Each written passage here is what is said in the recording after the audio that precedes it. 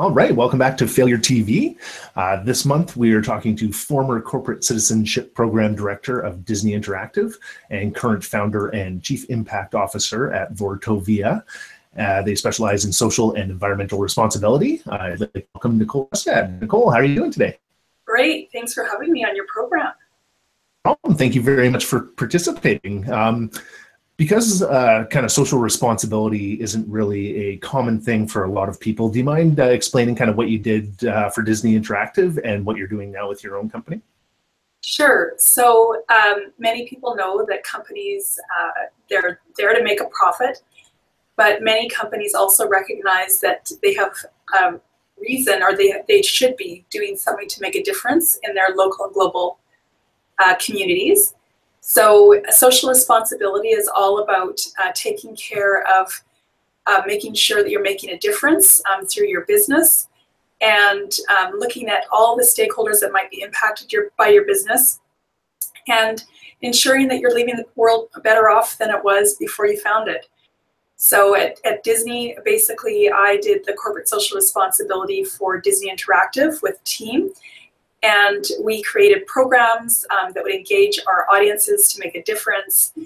We worked with our team members and our employees to roll out programs where they could make a difference. And we worked with different nonprofit partners to support them in making their difference. Now through Vortovia, I consult to businesses on how to do the same. I also consult to nonprofits on how to really scale and drive their impact so that they can do even more good. And with individuals, I work with them to help them come up with a plan on how they can be most impactful in their social and giving back to this world. Thank you very much. I absolutely love what you do. We've had a discussion before on being impactful and making a difference in the world. And I love to see that people like yourself are actually helping companies figure out a way to do this, because I really don't think there is enough people doing enough in the world for good to balance off all the other stuff that we're doing. And to know that there's people out there that can help with that if companies are looking on ways to do that is fantastic.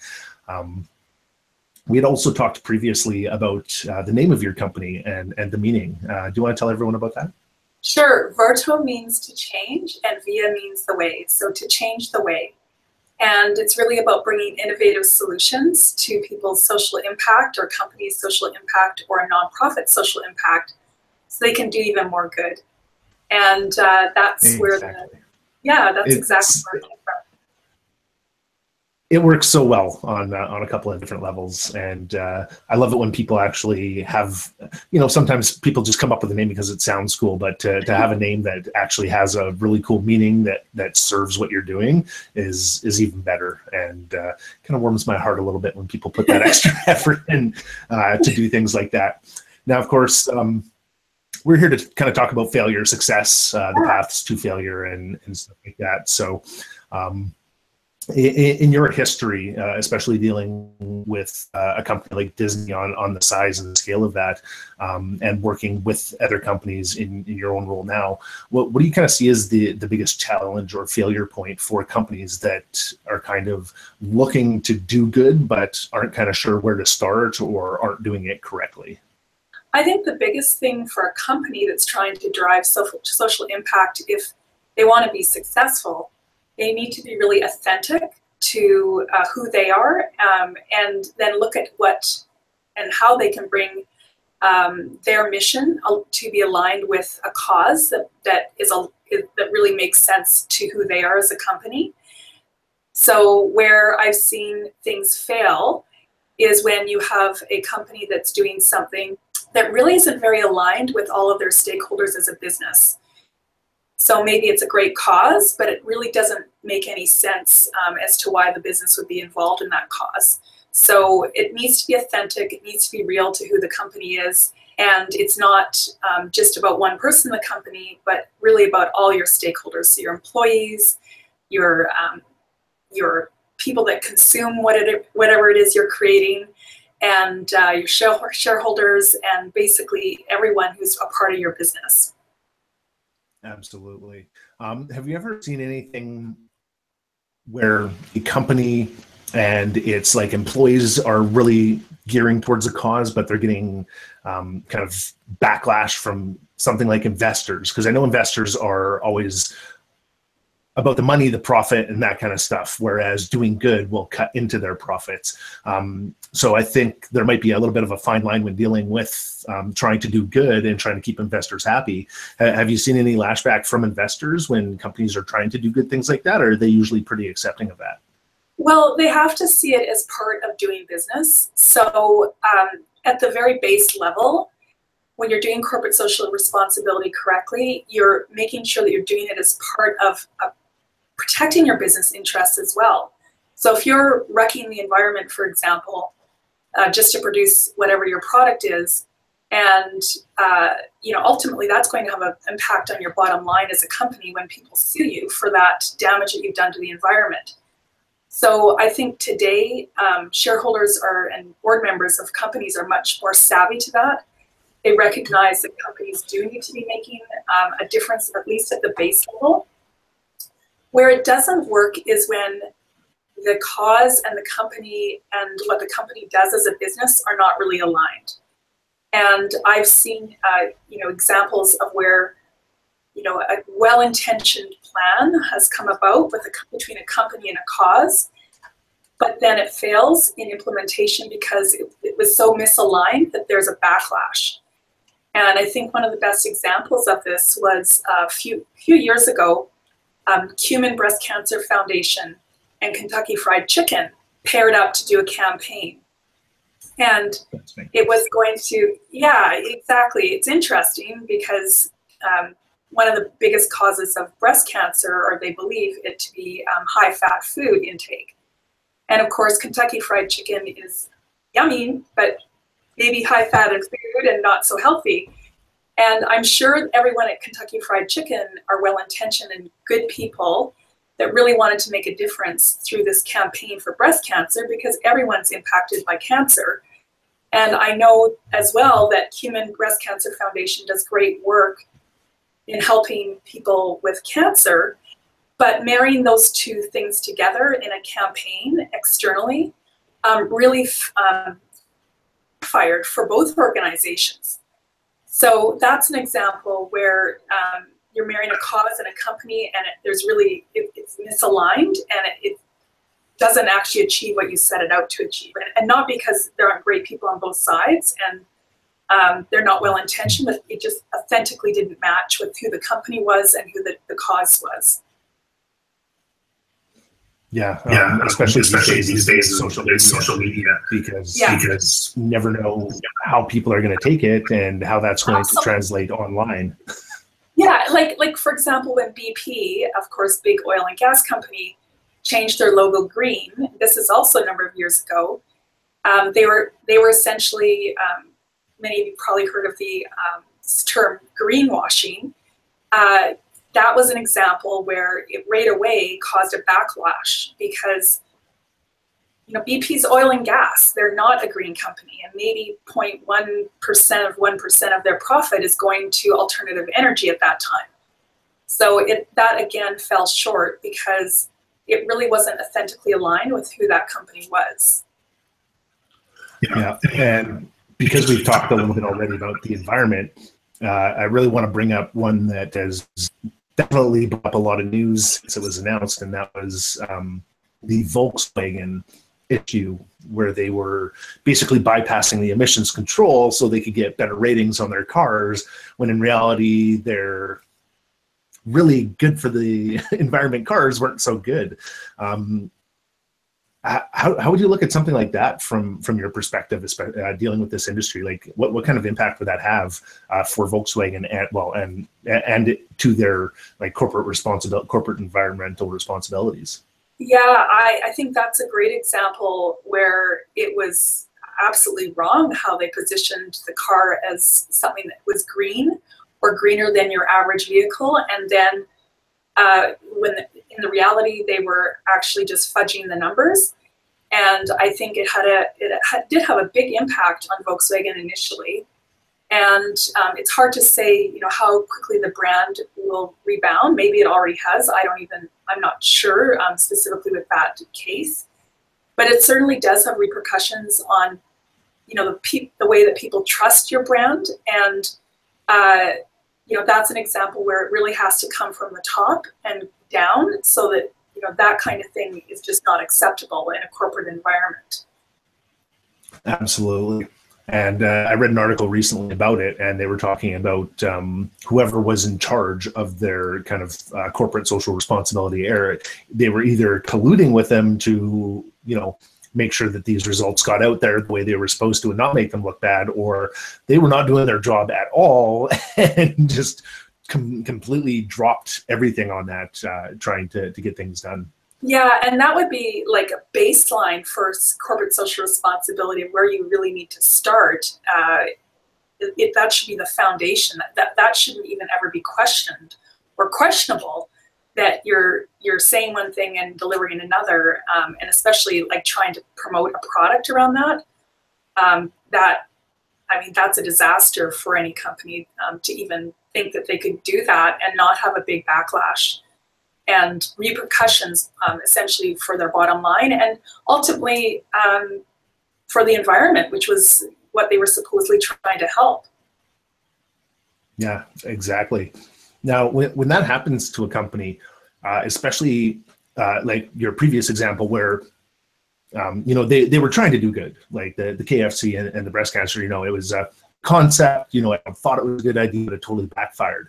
When something like that happens, what do you think, companies' perspectives, did they handle it in a good way, or do you think they could have done things better? Like, what do you think should happen in an instance like that? Should they come out? Should they apologize? Should they deal with it? What do you think they should do? Absolutely. And today's day and age, you need to, you know, come out right away and you know, hopefully you don't get to that point. And I think one of the things that can happen within a company or within any organization is you're so deep in your own world that you can't see the outside and how things might be perceived and what the optics look like. So that's usually where I would say you bring in a third party to help you assess that. You know, it's sort of like when I believe it was it Pepsi in the summer that tried to do a campaign around people making a difference and protesting. And that backlashed because, again, yes, the optics didn't look authentic and real because it was more like they were just co-opting the entire you know, movements that were happening in, you know, across the United States and around the world, and that they weren't authentically doing anything that was real and tangible. You know, like, I think, again, they were taking advantage.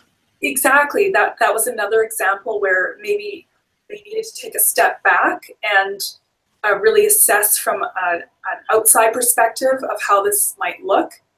And if they were authentically doing work in that area and it made sense to who they were as a company, then, you know, that's a good way to move forward. But to not do that, that's where you get into that hot water and you end up making mistakes that could, you know, essentially backfire and make your brand look poor and not do a good thing for the cause that you're supposedly trying to help.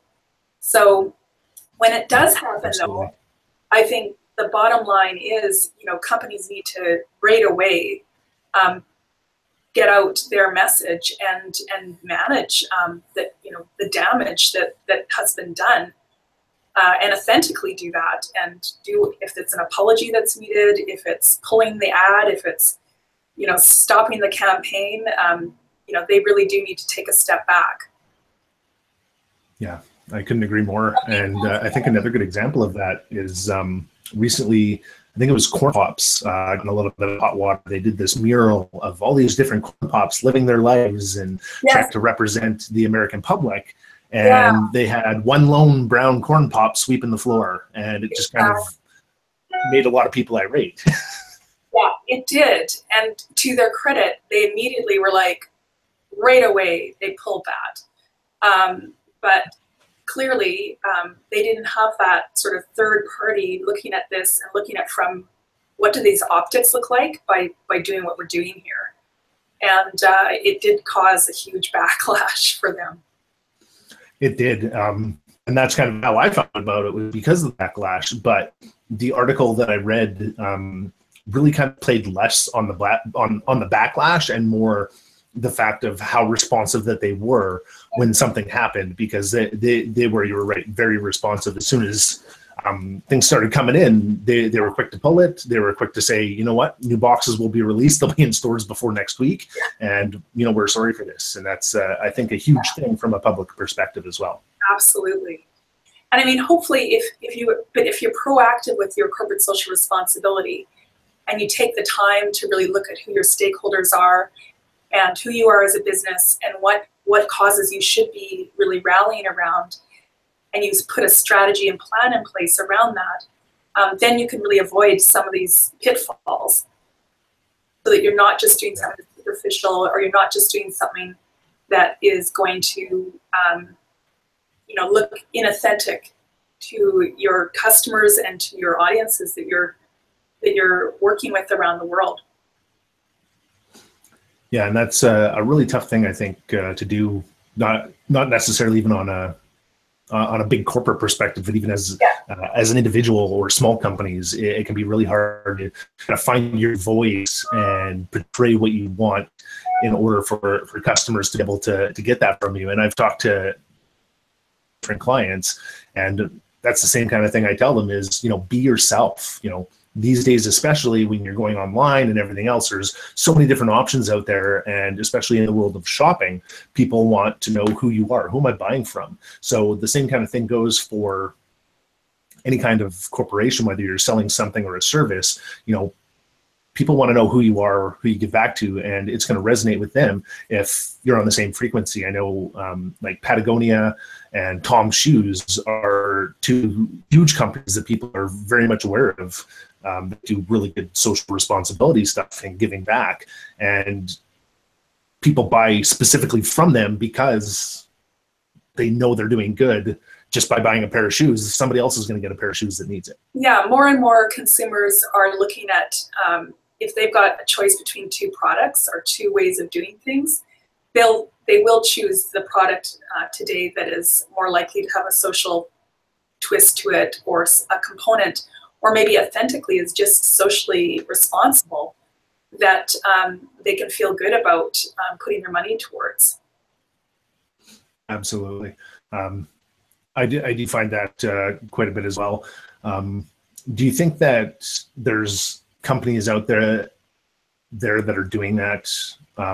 They're trying out for that social responsibility. They're not quite hitting the mark, and then they're not quite figuring out how to bypass that. Like, what would be a way that you would try and help a company that is struggling in that area, like to overcome that? Yeah, I think the biggest thing that I've seen with most companies is that what they're doing is very ad hoc.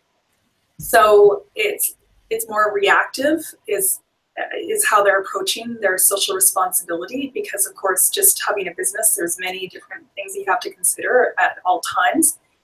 And so they're either going at it with an ad hoc approach where an organization approaches them for support, they give some support, they go down a track, or maybe a leader internally has a pet cause and they end up going after, supporting that cause because someone internally is very strongly supporting that cause. Or maybe they're just being reactive because, say, something has been identified as not being environmentally friendly in their supply chain, or something's been uncovered by the media that says that they're not doing things well, and then they just react. So I think the first step is always taking that step back and saying, who are we as a business? Who are our stakeholders? How are we impacting the planet and people on it?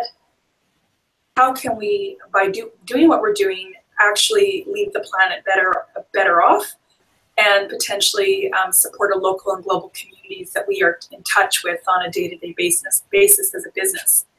And I think if you take that approach, then you're really building a strong foundation for your company for the long term, so that when someone comes at you for environmental reason or social reason,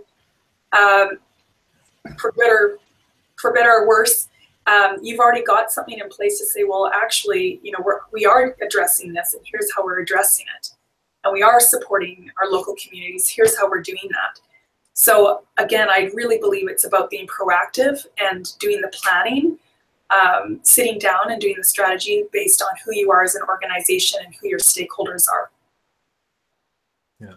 Now, because you've already mentioned BP, curious about, is it beneficial for a company like BP to get into something like corporate responsibility or social responsibility? Like, is that even going to, like, if they got into it and they got into it even in a big way, would that be enough to kind of change people's perceptions about them maybe? Or would you recommend that a company like that is just, you know, yes, they provide people with something that we need, but there's other things that can be done better? Would you even recommend they even try and do something like that? Or is it just going to be like people seeing them as wearing a mask all the time? I mean, it's never going to work unless they really seriously put money into alternative forms of fuel that are not as impactful on the planet as oil and gas are. But absolutely, BP or any company should look at what can they do based on what they are doing. So for example, how are they going and exploring for oil and gas in other countries? Is that impacting local populations? Are they hiring people at a fair wage? Do they have diversity within their organization? Are they supporting local communities where they are working and making an impact? Are they leaving those local communities in a better off place or a worse off place by them having been there? So that definitely, I think every company should have a social responsibility plan in place, and they should be activating around that. The bigger question is the company ethical at its heart, in that, is this product going to be one that is going to leave the planet a better place? At this time, we don't have a way of making oil and gas leave the planet a better place. But maybe they need to start looking at and putting and investing more money into how can we make this more sustainable? How can we look at funding different alternative fuel sources from the profits that we do make, so that one day when the gas and oil runs out, our business is sustainable because we've put money into sustainable and alternative fuels, and we've supported those all along the way. So they should be doing it, and but they shouldn't just slap a green logo on themselves and say that they're doing it. Yeah, exactly. I remember when that came out, having done graphic design, there was a lot of discussion about it in graphic design groups. But you brought up another interesting point there that I wanted to kind of dive into, and that is dealing with other countries and things like manufacturing and paying decent wages and stuff like that. So Samsung, Apple, all the big names have been, they've had people go after them because of the low wages in China, but the company that they all use, Foxconn, is already known as being one of the best places to work out of all these places. So it may be low wage and everything, but it's already like the top of the game there. And that's the thing that always kind of bothered me, that there's continue to go after Apple and Samsung because they've got the big company, but you know, what about all these smaller companies that are using these other places? Like, what about these other places that are way worse than Foxconn? And why aren't you trying to get these companies, you know, to build up to at least get to the point of Foxconn? Like, from your perspective, like, would that be considered a failure? Like, how do you deal every day knowing that so much could be done in this area, but you just can't get people to wrap their heads around it, I guess? Yeah, you know, like, I think it's natural for people to go after the bigger companies because that is where they're going to get the press. So if you are out there, you know, campaigning against a big company, the big companies are held to a higher standard, and it's because their name will end up in the press. I do believe it has a ripple down effect to those other companies that are maybe not as great in what they do, but like the protesters are doing it very systematically because they know they're going to get press if they're doing it to a bigger company. And, to try and campaign against a smaller company that's maybe a worse offender, they may get some press around that, but certainly they'll get more press if it's a bigger, more recognizable brand.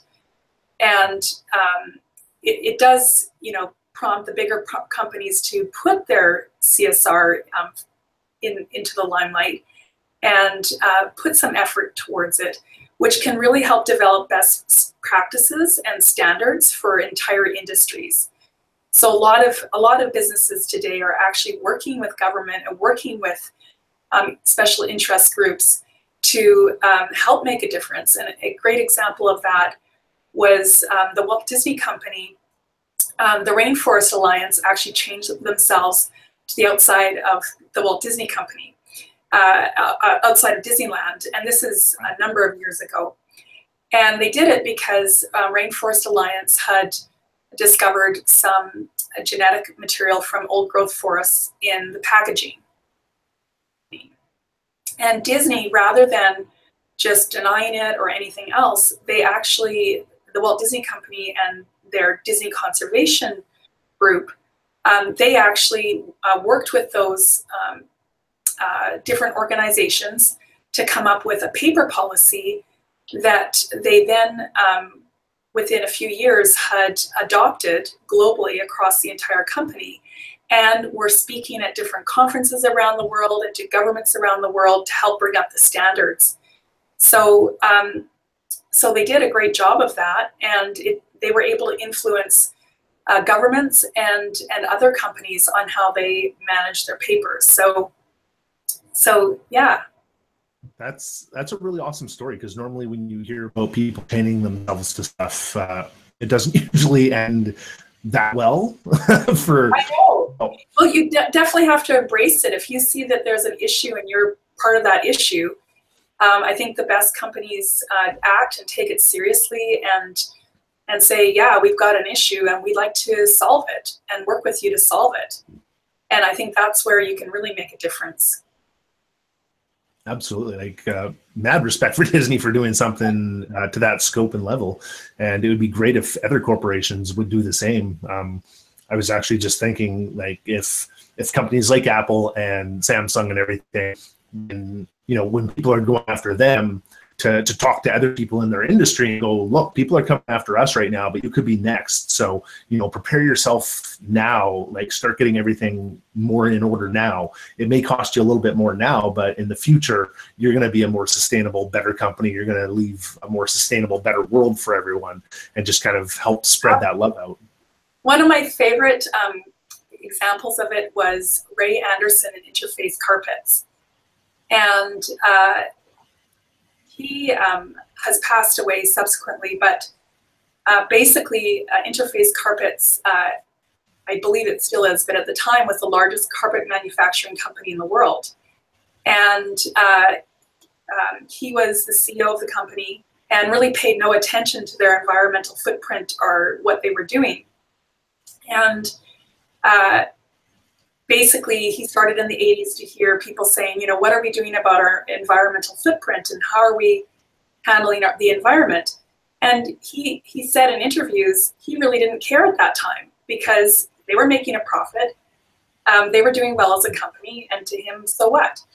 And then the head of his environmental action board in his company came to him and said, we're forming this group, we're going to look at our environmental footprint, can you come and kick off the meeting?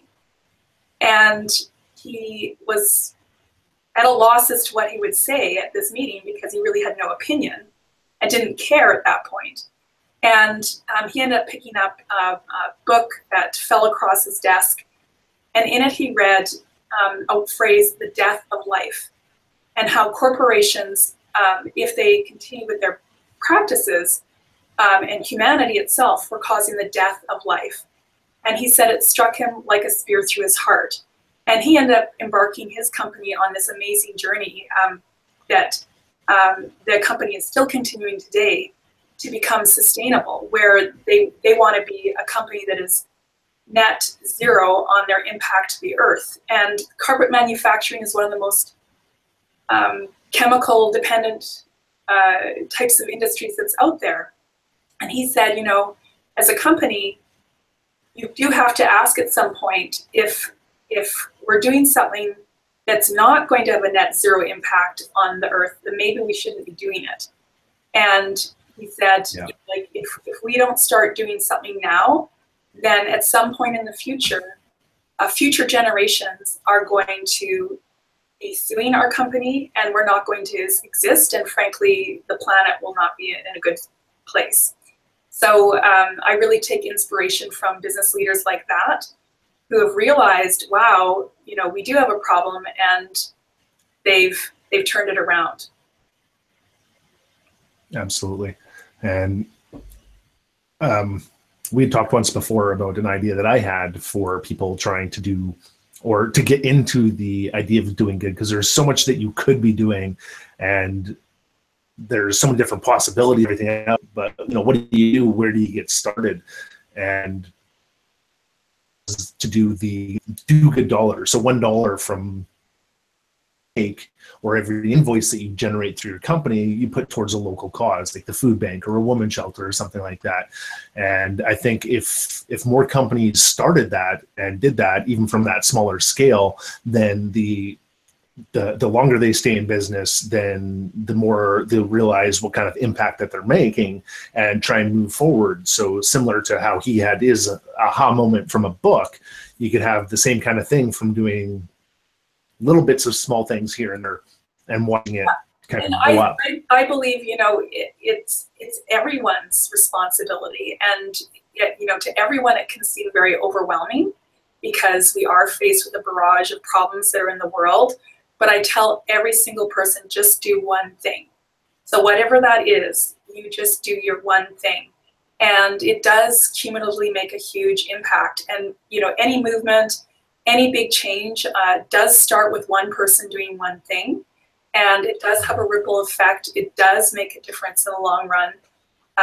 You know, you just have to look at, say, the rate of smoking, or many different examples in society where you know, the movement started, you know, 20 years ago, and now it's made that difference, whether it was drinking and driving or smoking or many other things.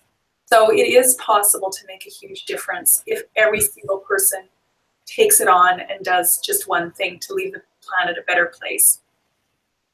Yeah.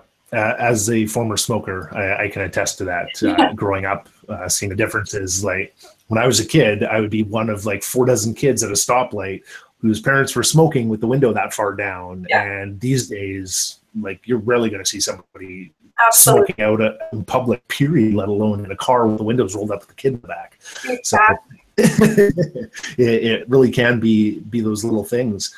Now, from a business perspective, when you talk to your clients and, you know, you're setting a plan and stuff like that with them, is something that you'll talk about is how to get the information out. Like, do you think it's a good idea for companies to publicize that they're doing this? And if so, how much or how little? Because I know that some people will see it, to use the term they used before, greenwashing. So when BP changed their logo to greenwashing. So it was a little change, but they saw it in a really bad way. So, you know, how do you kind of talk to your clients about how to do good without making it seem like that's the only reason you're doing it is, oh, look at how good we are, kind of thing? So if a company is doing it authentically and they are actually putting their money where their mouth is, then the publicity they get off of that is not going to cause any sort of backlash. And it sets an example for other companies and other people to do the same thing. So as long as the company has really authentically, they're supporting something authentically and in a real way, and they've integrated that into all aspects of their business. You know, I think back to Club Penguin, which was founded by 3 men who decided that they wanted a safe online space for kids to play. It would be ad-free and safe for kids in the online world. that was authentically, truly socially responsible. And it grew by the nature of, parents recognized it as a great place for their kids to be online, and ultimately Disney bought that because they saw it as such a great example of a company that had authentically built social responsibility into its very fabric, and ultimately was able to activate kids around making a difference through that platform. So if a company can be real about what they do, then absolutely they should be talking about it, and there won't be backlash because they actually can show behind the scenes what they're doing to make that difference. Excellent. That's really good to hear, because I know that is a concern for some people that I've talked to is, well, I'm doing this, how do I make it do? And I pretty much have told people that have asked me that pretty much the same thing is, be authentic, be yourself, let yourself shine through. You may be shy, but it's definitely worth overcoming that. And, your example of Disney earlier kind of makes that point too, that even though they had that big failure, had a whole bunch of people chained to their thing, a lot of really bad press, they were able to completely turn that around and not only fix the small thing of the people chained to their front, but do such a huge impactful thing on top of that to kind of continue on. In your own experiences, kind of, what would you say would have been that you were able to overcome in this area? Like what I personally did, and that was a failure, and then I overcame it. Either personally or in the business side of things, either in your own company or for another company. I think, just thinking back to many years ago, I was a founder of an organization that was called the Okanagan Junior Chamber. And it was a leadership development organization for young women between 18 and 40. And our very first project that we were doing for a fundraiser was an absolute flop. It completely failed. There was nothing about it that was redeeming. It was a disaster from start to finish. And we were really in our infancy as an organization. And what I learned from that was, even in the biggest failures, it can bring you together, it can bring your team together, and you can make something great from it. And in that case, it actually gelled our organization together. We ended up becoming a very successful chapter, and I don't know that we would have been so successful if we hadn't had this one big failure at the very beginning that we learned from and gelled together around and rallied around, and ultimately were able to make a bigger difference and a bigger impact because of our experience from the failure. So I've always said learn by doing, because that is the best way to advance yourself personally, professionally, and as a business. And certainly you're going to have times when you are, you make a mistake, you've got to go back, look at it and see, where did that go and how did it go, and how can I do it better next time, or do a different way, a path. And that's how you become better as a person and better as a business. Absolutely. That's an amazing story. And the fact that, failure basically helped you succeed when, you thought everything was lost, and then were able to completely flip that around. That's kind of stories that we're looking for with FailureTV to share with people, because there are lots of people out there that will hit that failure and think that, that's the end. We can't do anymore. But, to, like you said, rally around and be like, you know what? We can do this. So screw that failure and screw all the rest of the failures, because pretty much everybody that I've ever talked to that has succeeded in anything had to go through some stages of failure in order to do that. Absolutely. And I think that's huge. Yeah, totally. Awesome. So one more thing before we go here. If you could give anybody a piece of advice that's getting started in the social responsibility area for their business, tell them to get started? What would be a good piece of advice? I would start with really thinking about who your stakeholders are in your business and how that relates to your community. And maybe you're a local business, so that's your local community. Maybe you're a global business, so that's your global community. Or look at your stakeholders and what's important to them and how does that fit into your business. And that's your starting place for building a social responsibility plan that really resonates and is authentic and real to who you are as a company. Awesome. Thanks so much, Nicole. You've been an amazing guest. We've had some great discussion today, and I really hope that not only it'll help overcome some people's failures, but also inspire some companies and individuals to help give back a little more as well. Awesome. Thanks so much, Gray. No problem. Thank you very much. And to everyone out there, we'll see you next month.